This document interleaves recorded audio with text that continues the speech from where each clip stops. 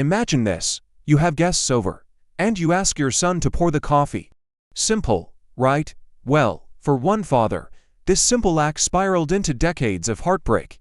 This man, with a house full of guests, called out, "Son, pour the coffee." His beau, just a teenager, came out with the pot. But the spout was loose, and as he poured, hot coffee spilled onto a guest. The father, furious, struck his son right there in front of everyone, scolding him harshly. The young man, humiliated and hurt, threw the coffee pot down, stormed out of the room, out of the village, and simply vanished. The father thought he'd be back in an hour or two and told his other son to take over. But the beau never returned. He journeyed all the way to Riyadh. In the bustling car market, where drivers ferried goods across the regions, he found a man heading to Najran. "Do you need an assistant?" he asked. The driver agreed, and for just 1 riyal a day, the beau began a new life. As an assistant, he did everything: push the truck when it got stuck, tie down luggage, wash dishes, and help with passengers. He was a natural, hardworking and quick to learn.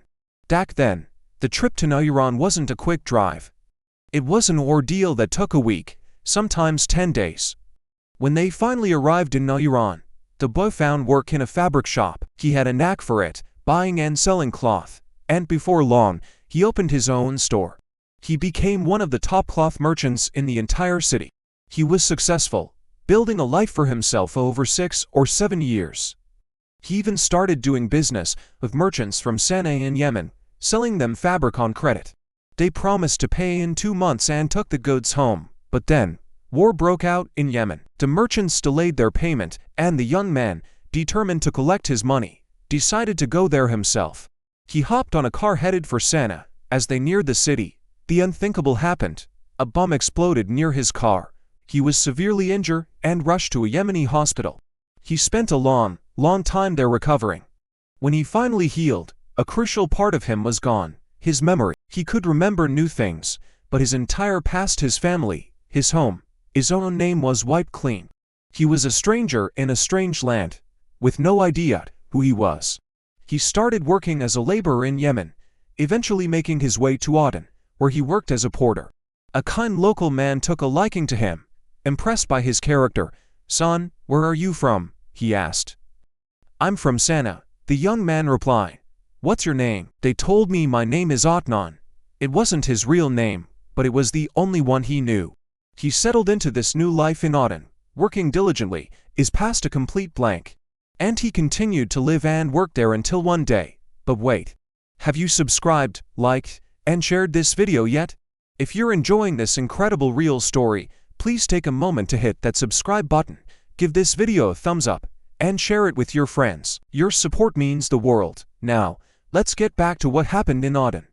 So, Adnan was working in Aden when a Kuwaiti businessman who frequented the city noticed his strong work ethic. "My brother in Kuwait needs a good worker," he told Adnan. "Would you like to come with me?" "Sure," Adnan replied. Always ready for the next chapter, they traveled together to Kuwait. The businessman's brother, a shop owner, welcomed Adnan warmly. "After a few days," he said, "this young man, Adnan, will work with you." And just like everywhere else he went, Adnan proved to be a trustworthy and hardworking employee. He worked in Kuwait for a couple of years. One day, while carrying a heavy tin container of dates into a storage room, he stumbled.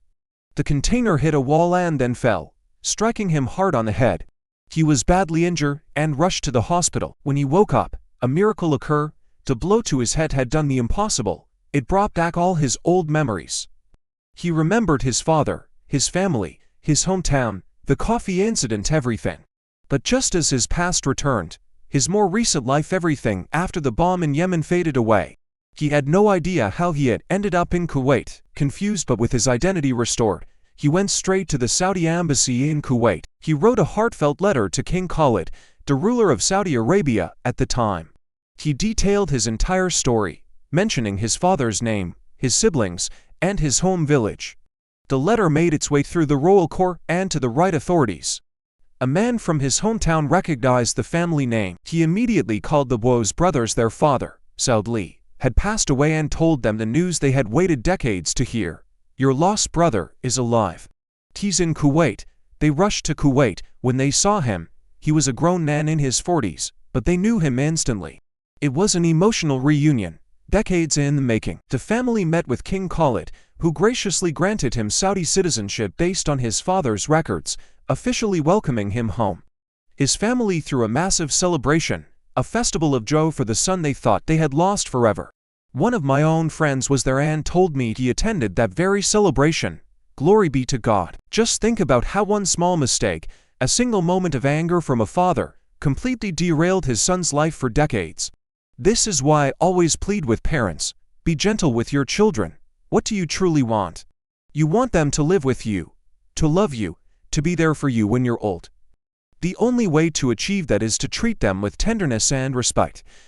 Use emotional intelligence in your parenting, teach them responsibility. Let them handle money, pay a bill, go shopping, and make their own small choices. Praise them in front of others, never, ever embarrass them or scold them in public or in front of their siblings. Build their confidence. This is especially true for the eldest son. Honor him, praise him. If he does something small, make it sound like a grand achievement. Shouting and constant criticism will only push them away. Treat your children with the same courtesy you'd show to someone else's kids. And to the young people watching, I have a message for you too. Be patient with your parents, even when they seem harsh. They act out of love, even if they make mistakes. Their life experiences are completely different from yours, so try to understand where they're coming from. Honor your parents, kiss their hands, speak to them kindly, and show them respect in public. You'll be amazed at how their hearts will soften toward you. May God make this story a source of benefit for all of us, and may He reward you, my brothers and sisters, with all the best. Thank you for watching. Don't forget to follow for more real stories like this.